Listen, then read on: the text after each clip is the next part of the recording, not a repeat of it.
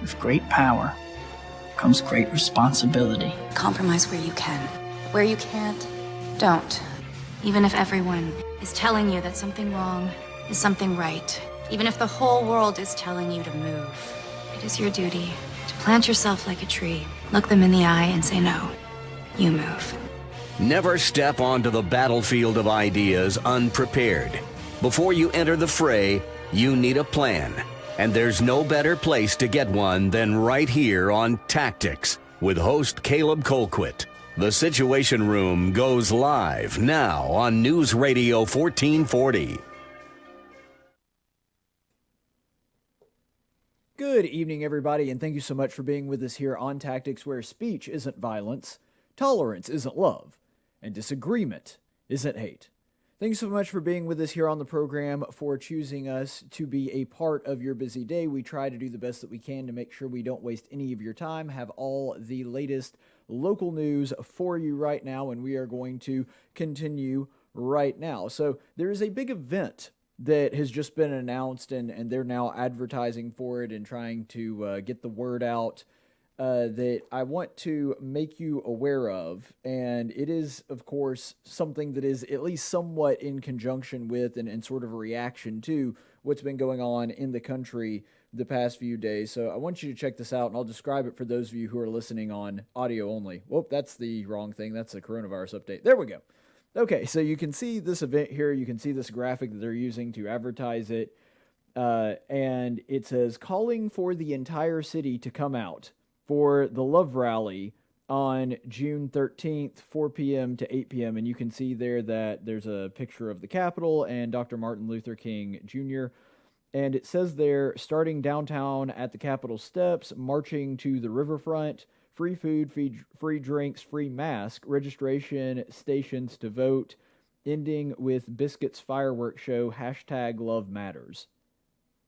Now, the thing about this event, because it may wind up being an excellent event, and the truth be told, it's actually pretty refreshing to see that. Because the symbol that they're using there is a very uniting symbol in Dr. Martin Luther King. They're not using Black Lives Matter, which, even though I think that there may be some people that would use a hashtag like that do have good intention, Black Lives Matter isn't just a hashtag, it's also an organization. And that organization calls for all kinds of crazy things like socialism. They call for basically a breakdown of the nuclear family, a breakdown of Western civilization. They're in favor of all kinds of things like Palestinian Authority taking over Israel. I mean, they are very clearly a political branch, that's sort of an offshoot and a special interest group of the Democrat Party. They have a lot of their talking points that have nothing to do with black people and improving their lives, have nothing to do with black Americans. They are run by radical socialists, anarchists, so on and so forth. But there are some people that have no idea there even is an organization that still use the hashtag, and they mean something different by that. And I think that most of the rank and file people aren't like that, but they even didn't go with that because they know the controversial nature and the way that tends to polarize people, and rightfully so if you know the actual background of what Black Lives Matter does as an organization. And so they use instead the hashtag #LoveMatters. And everything that is in that graphic, I have no idea what the event's actually going to be like. I don't know who's actually running it. But everything in that graphic makes it seem as though this is something that they want everybody to be able to come out for. They want to stand in unity. It looks like something that's being organized, that they want to be peaceful. Because you don't go through these channels and try to make it all official and get permission from the city and everything like that if you're going to engage in a riot. I say all that to say, the commentary I'm about to provide is in no way saying that this particular event or this particular group are bad actors or bad people, because I don't know. I really have no idea about who's organizing this. I'm going to try to do some research and get back to you on that. But here's what I wanted to point out. It seems to me that there is a pretty stark contrast between how the city is treating this and how they treated the Get Back to Work Alabama rally that took place, or at least was supposed to take place, on the Capitol steps about a month ago.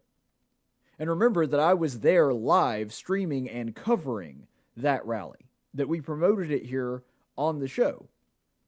And I don't know if I necessarily agreed with everything in the platform or everything that everybody that was there said, but by and large, it was a bunch of freedom-loving Americans, several of which had businesses, weren't able to make gain. They just wanted to go back to work to provide for their family. And so that, you may recall, when we were doing our live stream, and we talked about this at great deal when we were doing that, they had construction going on that magically had to take place about an hour to 2 hours before the event happened. And remember, I was there. I saw them setting up the barricades. This wasn't something that they had beforehand. We arrived. I got there like an hour, maybe an hour and a half early. And as I'm arriving, I'm seeing police start putting up construction barricades so that nobody could come. Because remember, this was a drive-through rally. We weren't going to congregate. We weren't going to all meet in one place. In fact, we specifically had it set up. I say we as though I was part of the organization. I really wasn't. That was Stand Up Alabama, I believe is the name of the group that organized that. I was just there covering it. But anyway, the way that they had their setup, they had it to where people could drive down the main road there in front of the Capitol, step out of their car, come up to the microphone, make a quick statement, jump back in their car, drive off. They never had to come in contact with a single person. At least that was the plan. That's how the thing was organized because, of course, we were in the throes of coronavirus at the time. You see, with this thing, which coronavirus is still a thing apparently, with this organization, not only are they apparently going to be allowed to congregate en masse in large group in front of the people, the advertisement literally says that they're encouraging the entire city to come out. And they're saying that it's going to be a march, which if you're going to march, you kind of have to do it outside with a bunch of people in a row. I don't know how clumped together they're going to be, but they can't be real far apart if they're going to be marching. And then it's supposedly going to conclude, since it's going to the riverfront, they said it's going to be a Biscuits fireworks show. I assume what that means is they're either going to open up the riverfront itself, the park there where the Harriet 2 is, or they are going to open up Riverwalk Stadium where the Biscuits play. Either way, they have to get permission from the city to do that. So based on what I'm seeing, and correct me if I'm wrong, anybody in the city of Montgomery that may know something that I don't, based on all the information that is provided to me, it seems as though this thing not only has the blessing of the city, but the city's actually helping them orchestrate it. Which, by the way, that's fine. I've been saying for weeks on end now that there really should be no such thing as a mass gathering outside that is canceled. At least not during the day, which this one's going to be at least partially during the day. With the way that we're having, we're coming up on the summer solstice, so there's a very good chance we will continue to have sunlight until close to 8 p.m. when this thing is supposed to end. So it's going to be mostly in daylight. I don't have a problem with that. I don't think what these people are doing is unsafe. Even if you do have an awful lot of people standing around one another, if you're in sunlight, the transmission rate of this thing is practically non-existent. And that was true whether you're in Montgomery. That was true when we did the report on the beach where CNN was trying to make it look like, oh, these crazy lunatics from Alabama are being so cavalier being on the beach 6 feet apart from each other, not wearing masks around people in their own households. And, oh my gosh, there's no attempt to enforce those rules. Where are the police officers telling these people they need to evacuate the sunny beach to make sure that they don't get the virus? That's where we were about a week ago. And now, and remember, in response to that, the mayor of our esteemed city, Mayor Stephen Reed, went on CNN to basically go, yep, that's right. They're being so cavalier about it. They're being so reckless by being out there 6 feet apart from one another on the beach, even though I'm sure there were some people that weren't 6 feet apart. But if you look at the aerials, you can see that there was a lot of social distancing going on. He goes out there and says, yeah, I'm appalled at how cavalier they're being, and they're going to bring this disease back to Montgomery. Mayor Reed sees that there's going to be this event coming up. Oh, yeah, sure. Use the stadium. Cram as many people as you want in there. Use the Capitol steps, even though I'm still convinced that it was Mayor Reed, since it was the MPD doing this, that set up the construction barricades to make sure that there was construction going on during the protest for the Get Back to Work Alabama rally, to where they actually had to move the protest from where it was originally intended, making it ironically less safe and less able for people to socially distance because they would have to either walk or they would have to stand out there on the street corner as opposed to going up to the podium that they had set up ahead of time. Still convinced that was Mayor Reed's call. Can't prove it, but he seems like the most likely culprit. But yeah, when CNN needed a mouthpiece from the state of Alabama to confirm what they were already saying about how dangerous the beaches in Alabama were, they didn't go to the mayor of Mobile or Gulf Shores or Orange Beach or any of the communities down there in the Gulf. They went to Mayor Reed because they knew he was going to be the good little DNC soldier that they know that he is, that he's going to parrot their talking points and he's going to say exactly what they want to hear. And yet, Mayor Reed continued this shtick. It didn't just end there. Mayor Reed continued saying stuff like this as recently as just last week. Let's go ahead and check out this quote in the Montgomery Advertiser from our Mayor Stephen Reed. So you'll see there the headline from the Montgomery Advertiser, Mayor Reed, mask wearing mandate may be presented to City Council as early as Tuesday. Oh, and you'll see that I highlighted the date there. What does that date say? Oh, right. 5 p.m. on Friday, May the 29th. So 11 days ago, Mayor Reed was saying, and this is a quote from him, from the article, Reed said the increase in numbers this week, including 4 deaths since Thursday alone, is a, quote, new high water mark that means the tide has not yet turned in this pandemic. We cannot fast forward this process, Reed said. By doing so, we would slow down or reverse the progress that we have made. That's why we're moving cautiously, why we're moving very deliberately. And by the way, here is another thing. So Mayor Reed, who is saying, yeah, we're probably going to have to mandate in the city of Montgomery, you can't even walk around on the street in a sunny day wearing a mask. You have to wear a mask if you're going to be walking around the sidewalks there in Montgomery. We're going to make that mandatory to make sure that we're not spreading the virus because we've hit a new high water mark. We're having more deaths and more coronavirus cases than we ever have, which, by the way, the case number in Montgomery is going up. That is true. Mayor Reed is correct in that.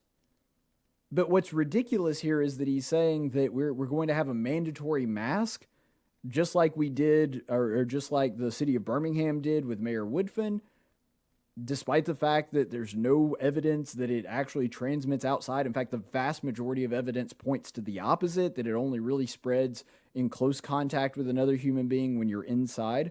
Despite that, he's saying we're going to put up mandatory masks, even though the World Health Organization can't freaking make up its mind whether masks are actually effective at preventing the spread of the virus or not. And not to be outdone by himself, here is, again, Mayor Reed, on, again, May the 29th, Friday, 11 days ago, where Mayor Reed said, you can see this headline, Montgomery wants the state to consider localized, quote, shelter-in-place order, city ponders mandatory mask. Now, this is a quote from Mayor Reed again. Our cases have not plateaued. We're not out of this crisis. We're still in the middle of it, said Reed on Friday. Even though we all want to get back to where we were prior to this pandemic, we can't force that. The more we try to force it, the longer we're going to stay in it. We want businesses back full throttle more than anyone, but we can't force that at the expense of our long-term progress in this community. Oh, all right, Mayor Reed. So we're in the middle of this pandemic. Montgomery's in panic time. You went on CNN to peddle the panic porn and to make sure everybody knew, guys, we're in the middle of this. Montgomery's a hotbed. And unless you think, well, Caleb, that was, 11 days ago, which granted, not exactly ancient history, but maybe the numbers in Montgomery have gotten better. Oh, nay, they have not. In fact, they have gotten worse. Now, I never was in favor of government-mandated shutdowns. I'm not making the case that we should stay shut down. Never have made that case. I'm not making the case that we should be invoking these masks. What I am saying is, though, there is a blatant and obvious double standard to any fair-minded person looking at how Mayor Reed and the city of Montgomery handled and talked about the protesters in the Get Back to Work Alabama protest and this event here. That all of a sudden, when it's an event that might make them look good or something that somewhat fits their agenda, oh yeah, roll out the red carpet, whatever you guys need. You can use Riverwalk Stadium, you can use the riverfront, you can use the Capitol steps. We don't care if there's 10,000 of you smashed up together, breathing on each other. We don't care. And again, I don't think that that's necessarily dangerous if you're in the blazing June Alabama sun. But the point is, he said that it was, and now he's saying that it wasn't. When it was a bunch of protesters that Mayor Reed disagreed with, then they were a bunch of dangerous radicals that needed to be curtailed, that he had to shut down the road. Again, I'm still convinced that was Mayor Reed, that we have to shut down the road in front of the Capitol to make sure that they don't do it. And by the way, they've still not done any construction on it. Still not. That was a brand new paved road. Still haven't done any construction on that. They did that specifically to stop that protest from happening, or at the very least try to stymie it. On this thing, yeah, whatever. We'll do whatever you want to. We'll help you gather the people up in close quarters. We'll put you in Riverwalk Stadium. There are no words. This is the most insane double standard I've ever seen.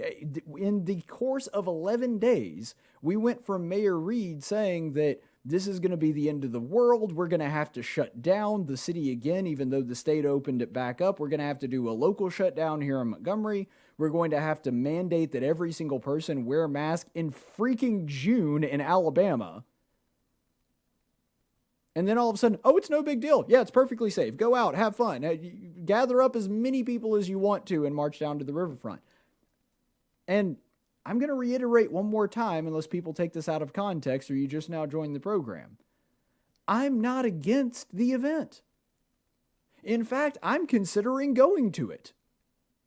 I think it might be a really good thing.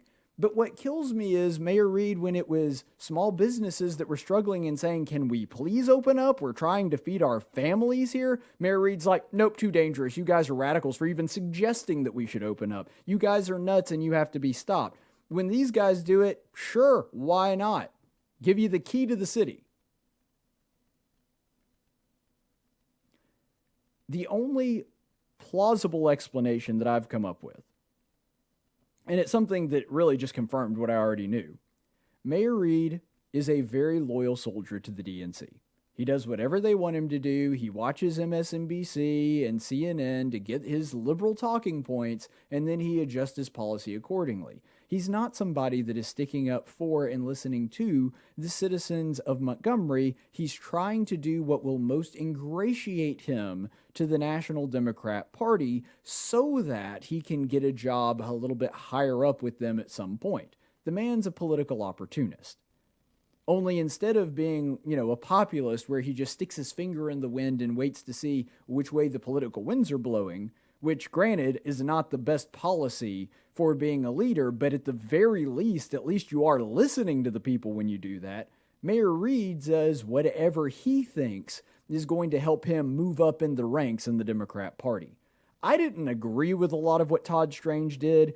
He and I didn't have a great relationship, and I thought that he was way too big government for my taste, which, granted, I'm basically a federalist libertarian, so virtually everybody is too big government for my taste. But nonetheless, I had my disagreements with Strange. I didn't like everything that he did. I was pretty critical of him on a pretty regular basis. But at least he wasn't a shill for his party in Washington and did whatever they asked him to. And no other explanation makes sense, especially when you consider that the protests that happened when we were talking about reopening the economy and trying to get the shutdown ended, that protest happened at a time when Montgomery had one of the lowest rates of coronavirus in the state. Now, Montgomery is only tailing Mobile, which, by the way, has almost double its population. We are only trailing Mobile County by a few hundred cases. We have a far greater percentage of our population that is infected with the coronavirus right now, when this event is scheduled to take place in just a few days, than it was when it was the Stand Up Alabama people. I don't want him to cancel the event, but at least it would show some semblance of consistency. I think these people absolutely have a right to go out and march and exercise their First Amendment rights, just like the stand-up Alabama people did.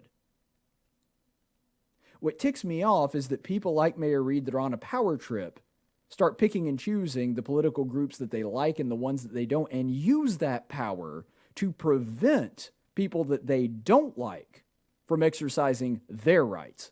That is as un-American as it gets. Now, one more story that I wanted to put out there, which is not really an abridgment of rights per se, and I don't think that it goes to the extent that the last story we did, but it's still one that I think is fairly significant. And this one just flabbergasted me. The Birmingham Housing Authority has decided to end its partnership with Church of the Highlands.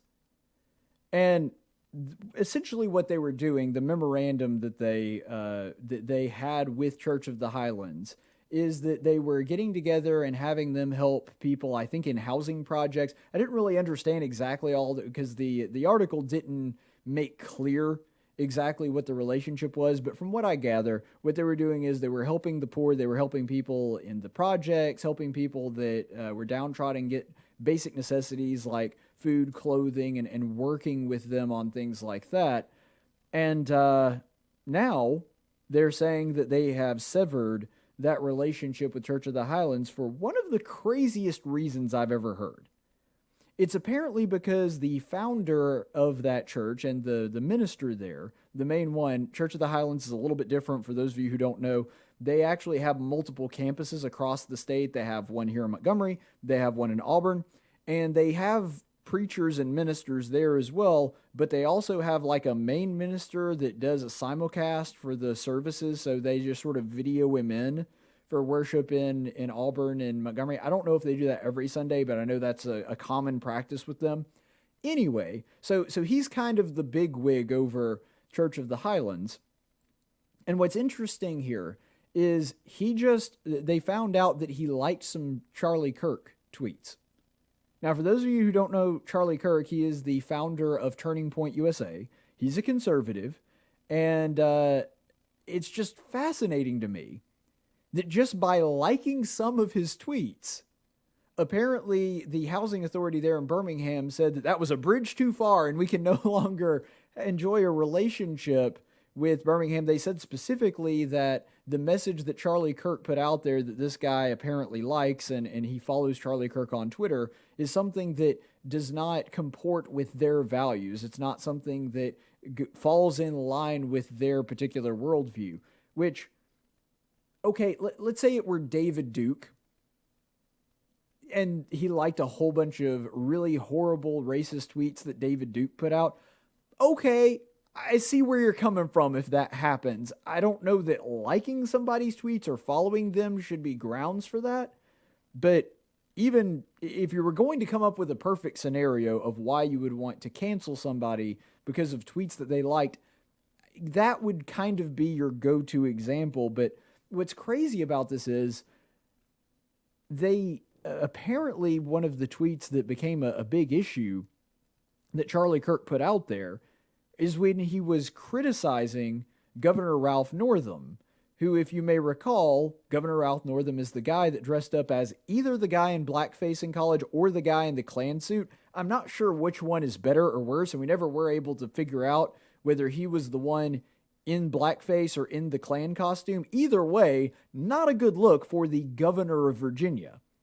And that's who Charlie Kirk was calling out, and he was calling him out specifically on that because he is a person that used to wear blackface, apparently. And that's what they take issue with? It doesn't make any sense. Charlie Kirk is calling out a person for his racism. The preacher there at Church of the Highlands is liking that he's calling out the governor of Virginia for his racism. And now the Housing Authority of Birmingham is saying that he's unfit to have a relationship with these people and help them get clothing and food and all the other things, and this, which is the largest partnership in Alabama, the largest church in Alabama there in Birmingham. That's your big takeaway? That's your line too far? That doesn't make any sense. And here's another thing, too. Let's take the names and the specifics out of this for just a second to help us understand this. Liking a person's tweet and liking tweets from a person does not mean that you agree with absolutely everything that that person says. Case in point, I'm a pretty conservative guy. I think most people would tell you that if asked. And don't really like socialism, not a big fan of communism, so on and so forth. I follow Alexandria Ocasio-Cortez. I follow Bernie Sanders. I follow Elizabeth Warren. I follow, if I'm not mistaken, every single Democrat candidate that was running this year. So, all of them. I also follow a whole bunch of publications that I don't necessarily agree with. I follow HuffPo and Vox and, all kinds of them. And occasionally, I will even like their tweets because I follow them. Sometimes they'll say something that makes sense. I have liked AOC tweets before. I have liked Bernie Sanders tweets before. Now, normally we wound up arriving at those conclusions through a different method. Like if Bernie Sanders said something that I thought was actually good, I'm sure that he got there for a completely different reason than I did. But the point is, it wouldn't be surprising to hear that Elizabeth Warren or AOC tweeted out something about how pornography exploits women. Okay, well, that would be something that they would theoretically say, and I would agree with. I don't know if they've actually said that or not. I'm not sure about their stance on that. I'm just using that as a hypothetical. So just liking someone, especially following them, doesn't mean that you agree with everything that they say, but liking one of their tweets does not mean that you agree with every single person that they say. And the craziest thing on this is, and this will show you that I'll defend people even if I don't agree with everything that they believe, I'm really not a big Charlie Kirk fan. I'm not. I don't hate him. I don't think he's terrible. And he says some things that I agree with, I'm sure.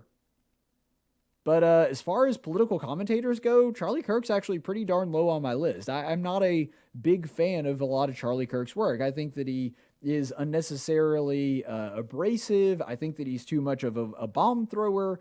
I don't agree with a lot of his economic policy. He's actually much more of a moderate than a conservative on a lot of his economic policy, his stance on things like welfare, so on and so forth. And when it comes to Church of the Highlands, I'm not a big fan of Church of the Highlands either.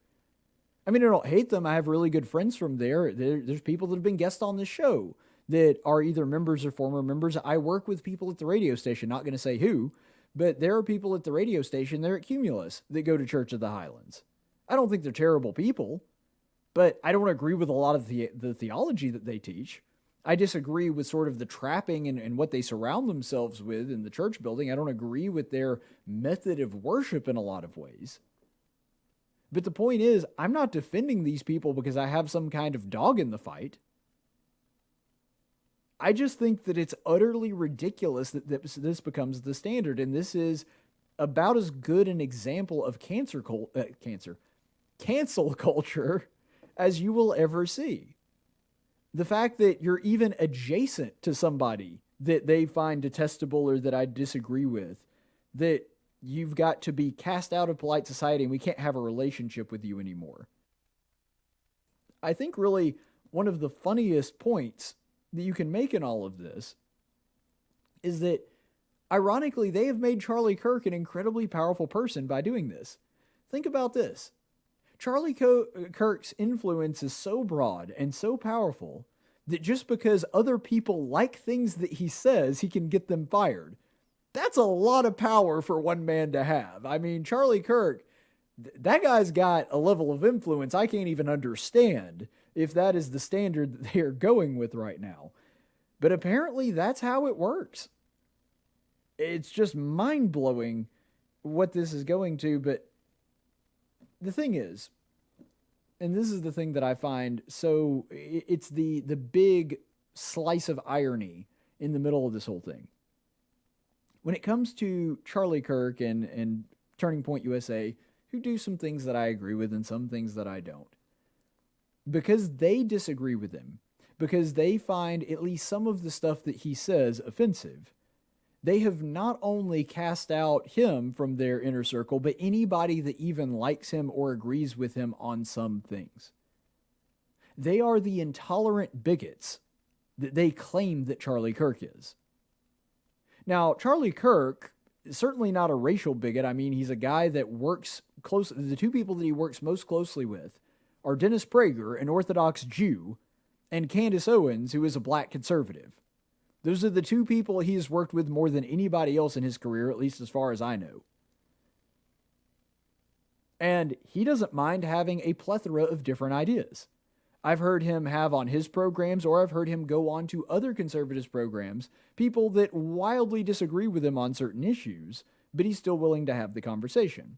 The Housing Authority of Birmingham is saying, nope, the fact that you even like some things that this guy says means that you are an anathema and we cannot tolerate being around you. They are the bigots that they claim that Charlie Kirk is. They are the ones that are intolerant and close-minded and refuse to even entertain the thought of associating with a person that liked some of his tweets. That's about as intolerant as it gets. I don't think that you can get any more intolerant than that. He's just adjacent to a person that they do not like. It really does blow my mind. And on all of this, I think that we could all stand to be a little bit more open-minded. If there was any takeaway from this particular story, I think that that would be it. Be willing to listen to people that disagree with you, and even be willing to have a relationship with people that disagree with you, because ironically, the people that are going to be hurt most by this decision by the Birmingham Housing Authority are primarily people that are minority, that are poor, that are not going to have the blessing of working with these people. Now, if the Church of the Highlands is any kind of church at all, and granted, I don't know a ton about their theology, I just know that we have some disagreements on certain things. But if they are anything that even somewhat resembles the church that Jesus Christ built, they're going to figure out a way to help these people regardless. And so I don't think that necessarily nullifying that partnership is going to greatly hinder that. I don't know. But when it comes to this, it's funny because for the longest time, secular liberals have made the case when it comes to things like, for example, child adoption. When Christians say, well, God designed the family to have a mother and a father, and so most Christians believe either that gay couples shouldn't be allowed to adopt, or if gay couples are allowed to adopt, and by the way, this is my position, then they should do so on the basis of they get absolute last priority. The best thing for a child is having both a mother and a father. Therefore, every couple that is a heterosexual married couple should get priority over a gay couple, just like they would over a single person that's wanting to adopt. And so they have said stuff like that makes us bigots and close-minded and homophobic and all of that stuff.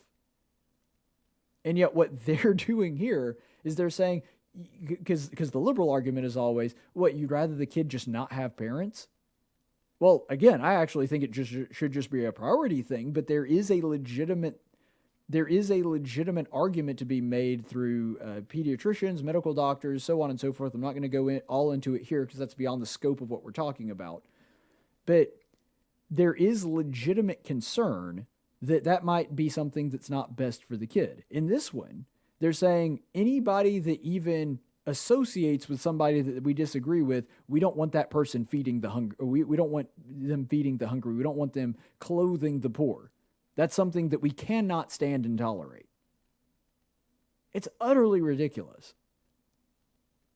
I don't understand the mentality. I don't agree with Church of the Highlands on a lot of things. Theologically, I'm sure. But I wouldn't say, no, don't feed those hungry people because you and I have some theological disagreements. I wouldn't go down to the Baptist church or the Methodist church or the Catholic church and say, no, I'd rather you not feed these people or clothe these people or do any benevolence work because you and I just don't see eye to eye on things like the necessity of baptism or the indwelling of the Holy Spirit or some kind of theological issue that I have between those people. That's not a thing that is going to happen. Yet the left, like I said, absolutely prove themselves once again to be the intolerant bigots they claim Christians are. All right, let's go ahead and go to a break, and we'll be back in just a minute.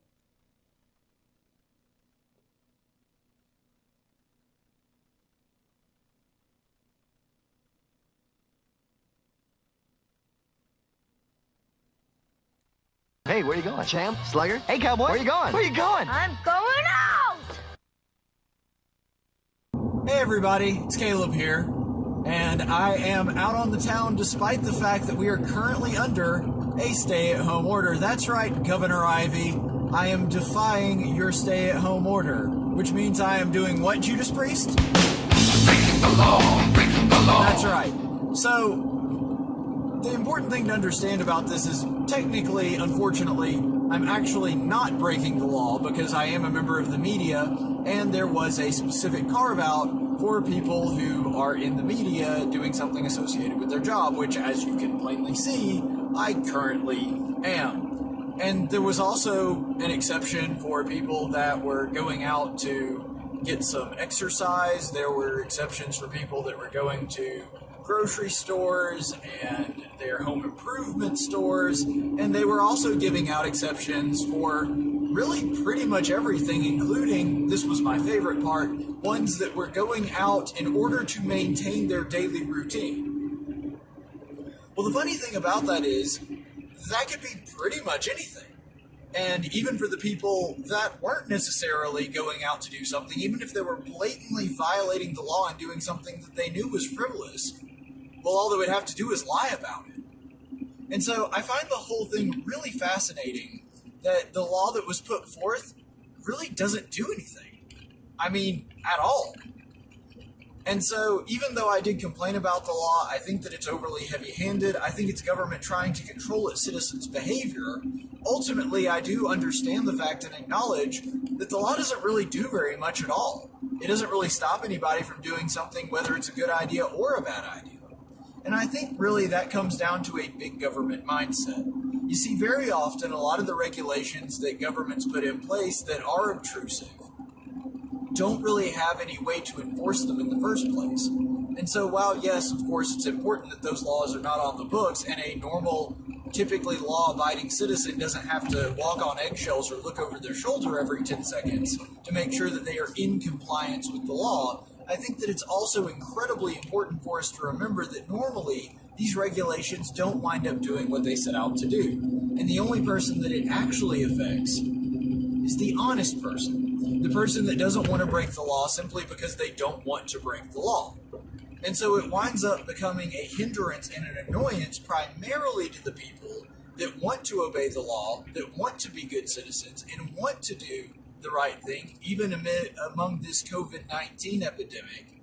That's who it primarily affects. The people that don't care about the law, that don't care about following the rules, they find a way to skirt around it, and so the law does not become a hindrance to them, but the average law-abiding citizen. If you want my understanding of why I disagree with big government regulation and government trying to involve itself in every little aspect of our life, that's a pretty good summary of my entire political philosophy. Something to think about.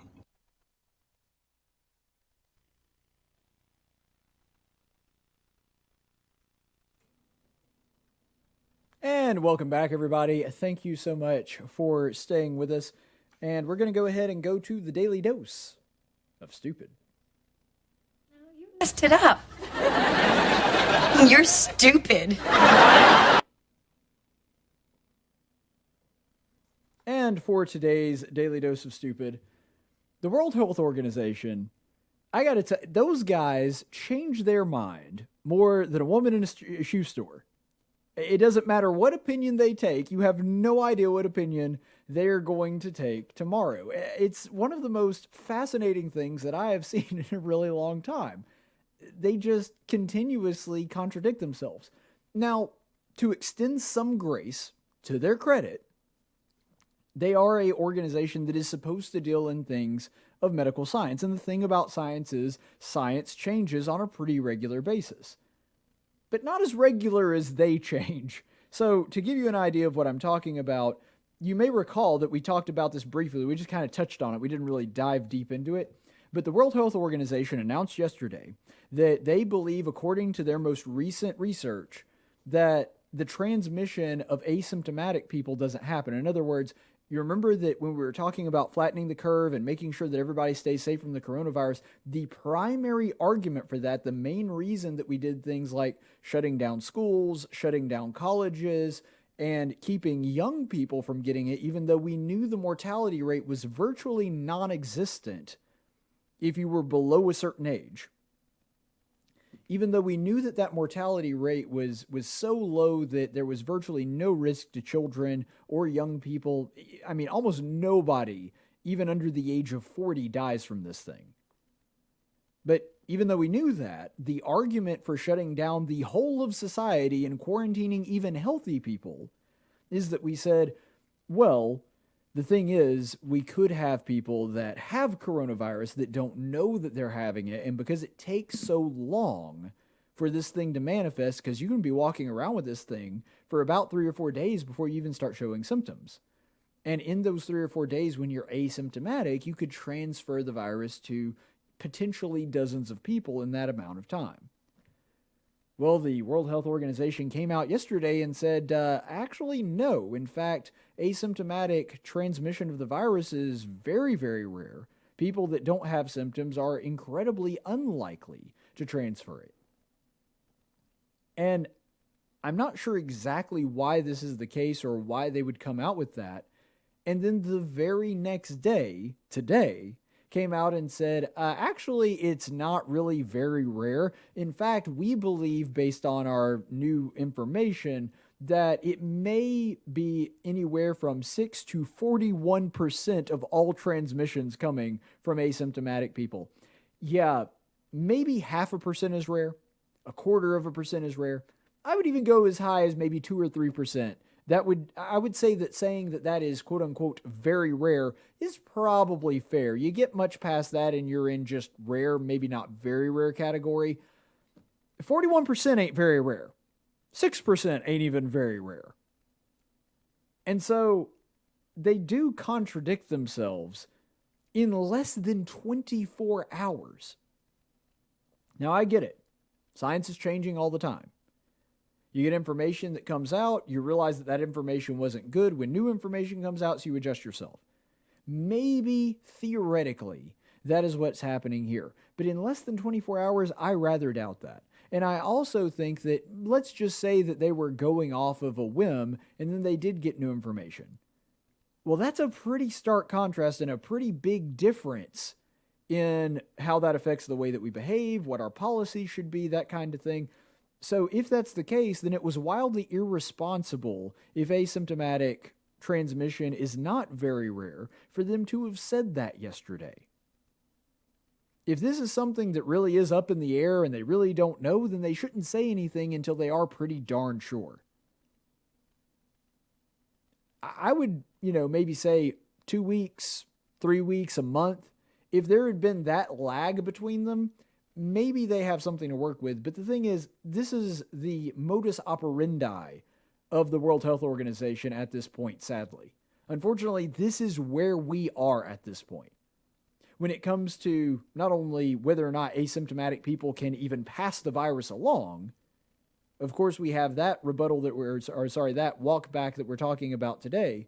But they've had about, 18 different positions on masks, whether they help, whether they don't help, whether you're supposed to wear them to keep you from getting the virus, whether you're supposed to wear them to keep from transferring the virus, whether you should wear them outside or inside, whether they make any difference at all, or they are an incredibly crucial difference, what kind of mask is effective, what kind of mask isn't effective.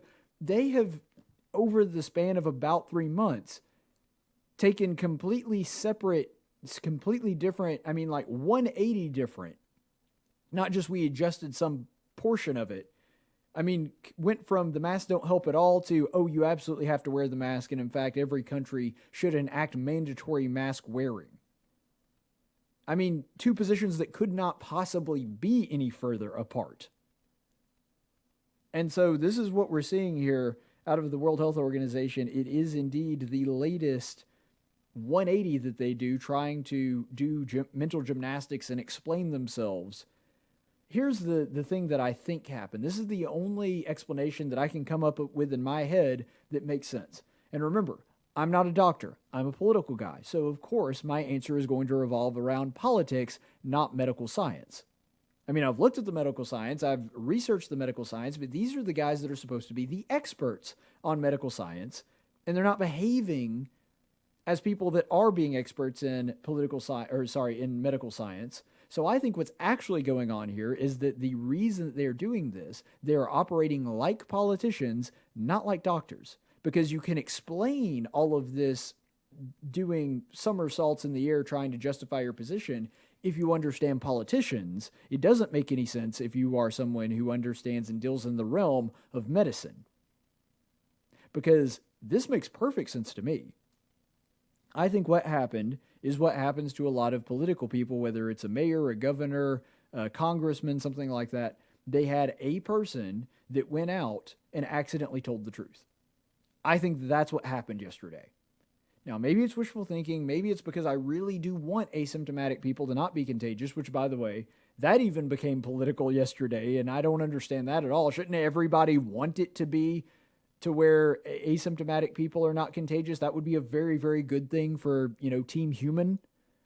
That would kind of be something that would benefit all of us. So even, if it turns out that they are contagious, that's really bad, and we need to accept that wherever the science leads. But you certainly shouldn't be rooting for it to be where asymptomatic people can spread this thing. That seems like an odd position to be pulling for. But anyway, when it comes to this and when it comes to the World Health Organization's decision-making, I think what happened is they had a single person that accidentally told the truth. And the World Health Organization immediately realized, well, wait a second, if that's the case, then it's not going to be real long before people start figuring out, yeah, that was the whole reason that you told us that we had to all go into a worldwide lockdown, is because you were telling us that asymptomatic people were contagious, and now we find out that they aren't. And so because they looked and saw that the facts made them look bad, they did what politicians do. And that is backtrack and try to do damage control and try to explain away. And by the way, if you read their statement on it, they were definitely trying to explain away the research that the person was presenting the other day, even though they wound up tying themselves in pretzels trying to do it, which again, more indicative of something a politician would do than a doctor. They came out the other day and tried to do damage control and walk back just like politicians tend to do. These guys are career bureaucrats that operate within the realm of politics. The head of the WHO, the first one ever that is not a medical doctor. He is a politician from Ethiopia, who, by the way, is in the pocket for China, but that's a lesson for another day. Anyway, it's abundantly clear when you understand politics and understand how that works, and when you understand that they're doing this as a PR stunt as opposed to actually giving good health information, that it seems as though the primary, what's the best way, the crux that their entire lockdown argument was based upon got dismantled the other day, and they immediately had to walk it back because they know that they would all look like idiots. What happened yesterday is they were saying, please restore our funding. Please, America, don't defund us. Please continue to give us this money. We promise we're not nearly as incompetent as your president says we are. We do know what we're talking about. We were right then and we're right now, and we were always right. So please continue to fund us. That's what the WHO did the other day. One side note that I will add to this. My friends and I have had a field day using the Abbott and Costello thing. Who said that? Yes, that's what I'm saying. Who said that? So that was pretty fun. I encourage you to do that with the next big World Health Organization story that comes out with your buddies as well. But ultimately, this boils down to, if you understand politics, you do understand what's going on there, because the World Health Organization is a political organization, not a health organization. They just happen to be policy people that work in the field of medicine. That's all they are. Let's go ahead and go to the chaplain's report. In 1775, the Continental Congress created the Chaplain Corps. Under the command of General George Washington, each soldier was required to attend worship service every Sunday. While other armies advanced on their feet, Washington's troops advanced on their knees. It's time for the Chaplain's Report with Caleb Colquitt on tactics.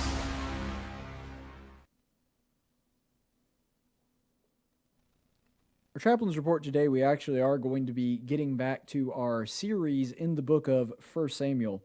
And the important thing to know, and I'm going to refresh your memory because I know it's been a few days since we were in this series, this is Samuel addressing Israel. He knows that he's at the very end of his life. He knows that he is not going to last much longer. And so this is kind of Samuel signing off, his final message to Israel before he dies. And at this point, keep in mind, he has already anointed Saul as king. He's actually already anointed David king, even though Saul doesn't know that. He's not privy to that, at least not yet.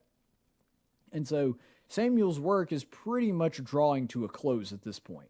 And so this is one of his final acts in fact, I believe it is the final act, the final miracle that is talked about in the Bible. So this is 1 Samuel 12, 16 through 18, where he says, "Even now take your stand and see this great thing which the Lord will do before your eyes. Is it not the wheat harvest today?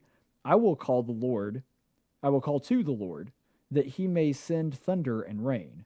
Then you will know and see that your wickedness is great with you, which you have done in the sight of the Lord by asking for yourselves a king."